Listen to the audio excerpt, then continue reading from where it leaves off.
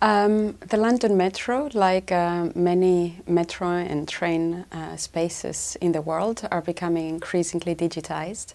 And they are becoming digitized in different ways. In a top-down way, especially through systems of surveillance, because these are spaces of high concentration of people and at times of various risks. They are intensely surveyed. And then we also have the digitization of transportation and the digitization of the use of the metro. So we can say that we have also a bottom-up digitization of transport and use of the metro line.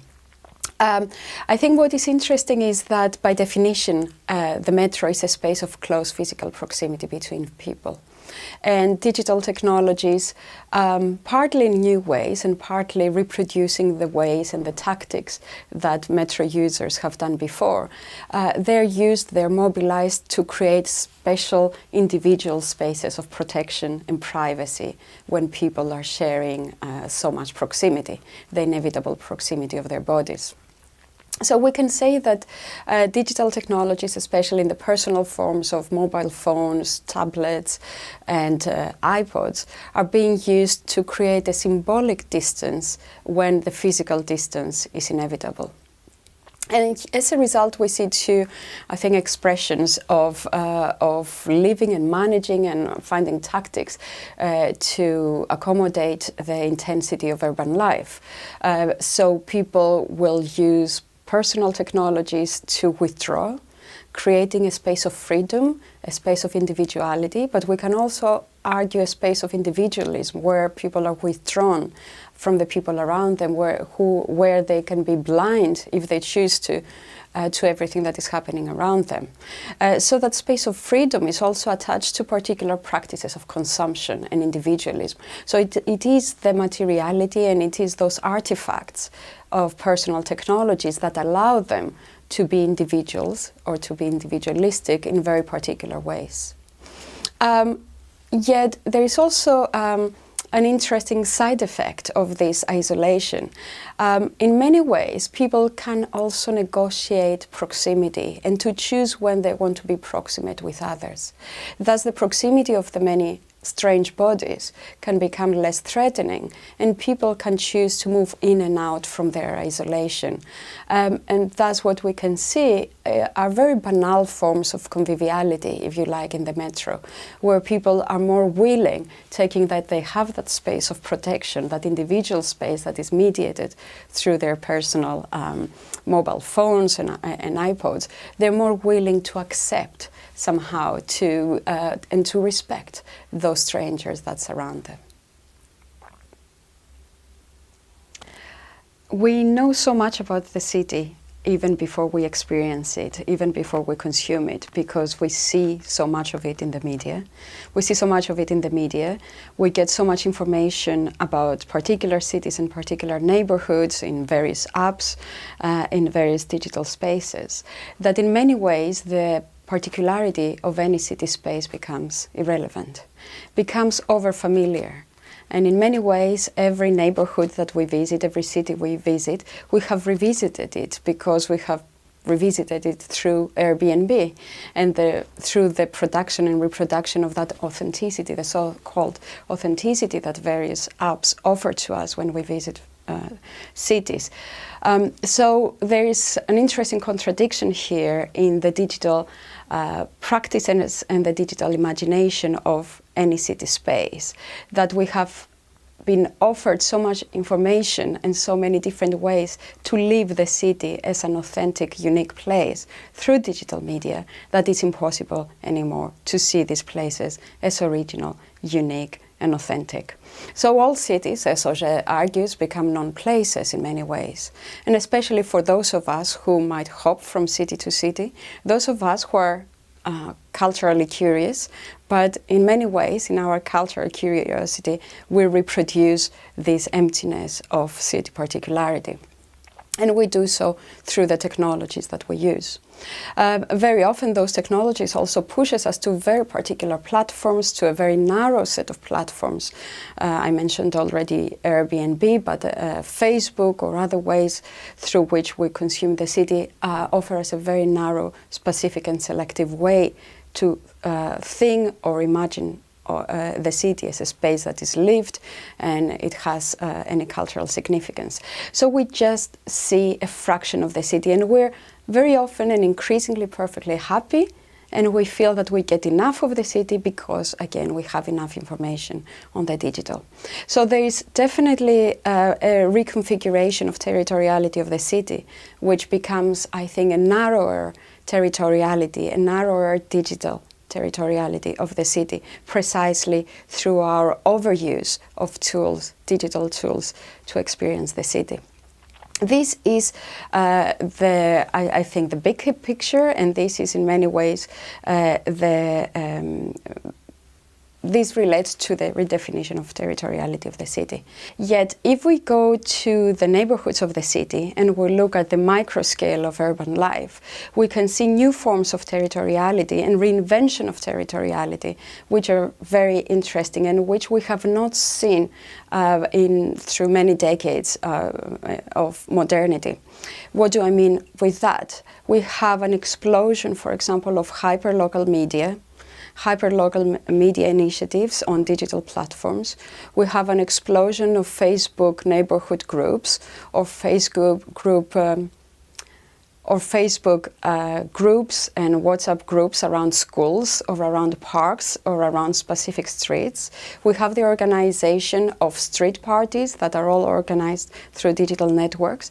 So the invention of territoriality of the neighborhood is bringing back to the city a sense of community, and if you like, that sense of village life that we haven't seen for many years within modernity. What's interesting about that is that to an extent people do connect with other people who are very close to them, but again there is that logic of the digital. There is a certain order that pushes people in this reinvention of territoriality to think of the very small groups of people who are very close to them, who they share a lot of interest because they're on the same platform or in the same street. And what we also see, and I have seen that also in my own studies, is that then we have new forms of competition. So this street is better than the other. So this neighborhood is better than the other. So this group of digital active citizens are better than the non-digital citizens. So again, we bring that logic that we see reinforced through neoliberal forms of participation, the consumer citizen who experiences very much the world through digital media and other ways, to be also brought down to the very hyper-local level of the neighborhood and that territory of the city. Okay, so I think there are two questions in relation to the cosmopolitanism of the urban and the rural, and a question about connectivity involved here. Let me say something about the question of connectivity and the media city versus the non-urban space first. Indeed, my area of interest is the digital city or the media city, as we say, cities that are densely connected, even though they might be culturally disconnected. And this doesn't mean that these are the only places that are connected in the world. Of course, different places, smaller towns and also rural areas, in some cases are also intensely connected in terms of infrastructure. Though I think we have to be very careful to make generalizations in the same way that we cannot make generalizations like all cities are the same. Cities vary between them. And also, of course, rural areas and infrastructures vary between regions and countries. In some cases, we have densely connected and high quality infrastructure, digital infrastructure outside cities. Possibly this is the case in places like Finland, but in other places there is a huge divide in terms of infrastructure between the rural areas and the urban areas. Greece can be an example of that. Or if we go further and if we go outside the global north, for example in Cuba, where I was doing research a couple of weeks ago, cities are the only places where you can actually have access to the internet, and only the big cities. So we can have places where we have huge divides and other places where the divides in terms of infrastructure are not as huge. However, there is something about the quality of connectivity and the way that I understand cosmopolitanism that largely I think is a phenomenon associated with urban societies. So it is not that rural areas are ethnically homogeneous. In many cases they are not. In many cases we have migrants living among established population in rural areas. However, in cities, especially mega cities, metropolitan cities, what I refer to as global cities, but also cities that are destinations of migrants for long periods in history, what we see are certain qualities that are very urban. So, point one is that we do not have two main groups, a majority and a minority. Rather, we have different kinds of people with different backgrounds. So it is not about a binary of between the dominant population and a minority population, but it is about the flows of people and the different histories of people that share, either they like it or not, an urban space. The second point is that of size, which allows the urban subject to develop an imagination where the stranger is always accepted, either they like it or not, because it's part of life. So in the city you're always surrounded by strangers, thus you become blasé, and it is a way that you might recognize strangeness, difference, even if you don't necessarily and always respect it, which is also important to note here. And the third point is that because of the concentration of the population in cities, we have the intense juxtapositions of difference and the unforeseen constellations, as Walter Benjamin would say. So people come close together and we don't know what comes out of that. And this is a unique urban phenomenon.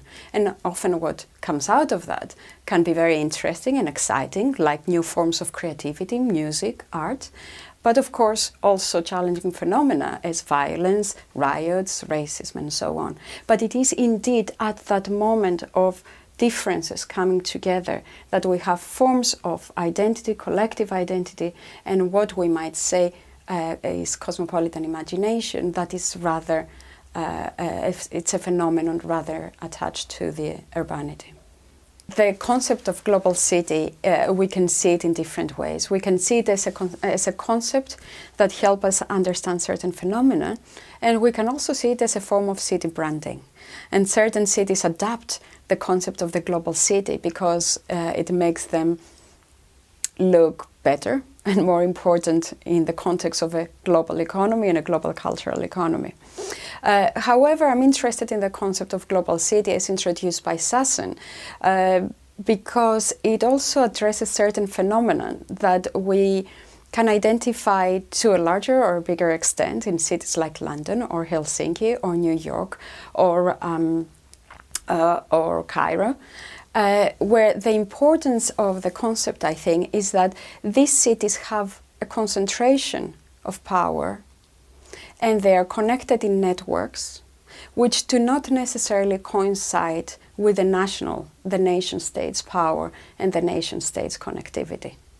So these cities are always very much networked. They're networked through their economic connections, but also through the connections of people. And we should, of course, emphasize that they're also connected through media and mediated connections. So as such, I think Helsinki can be as much of a global city as London. So, there's some debates going on as we speak, which I think have some value in relation to the platformization of our lives and our societies, and in the ways that digital media have promoted individualism, individualistic practices among people as consumers rather than as citizens. In many ways, what happens at present is that individuals have become freer to make choices beyond the constraints and beyond the power of some of the most significant institutions of modernity. For example, we can make choices in relation to our political action, in relation to information, in relation of our consumer choices that go beyond the power and control of government, of political parties, of corporations, of mass media. So we could say that as individuals, we're much freer to make choices. However, those choices at the same time are constrained within an increasingly narrow set of digital practices and digital platforms. It was interesting for me doing research in Havana, in Cuba, where the internet has been recently made available widely to citizens. And in a country where information has been suppressed in many ways for many decades, you would expect that internet opens up new avenues for information and political freedom and so on. Yet what most people do there is to go on Facebook and to go on Skype. Exactly the same things that most of us do here.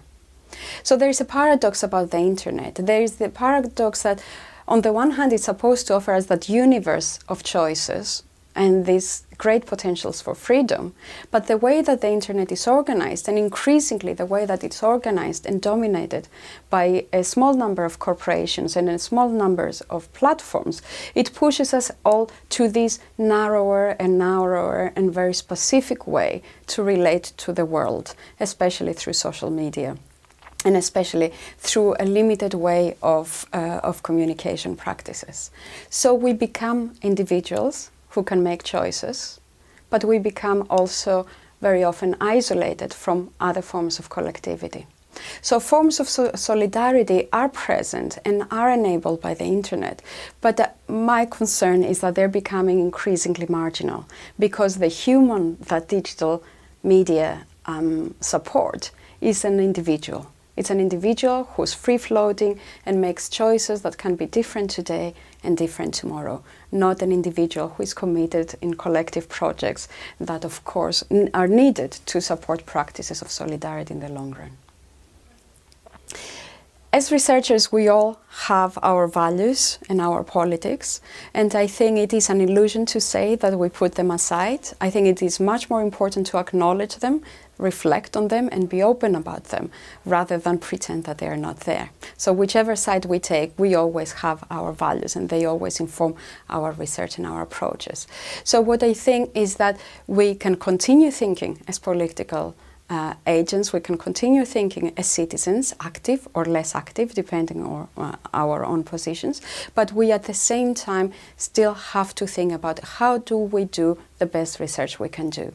And for example, I think we have to ask important and relevant research questions and to adapt methodologies that address different elements and can record different elements of the phenomena that we study. And ideally, we adapt multi-method approaches, which allows us to develop more rounded approaches to the phenomena, and this also becomes a way to deal with our own biases.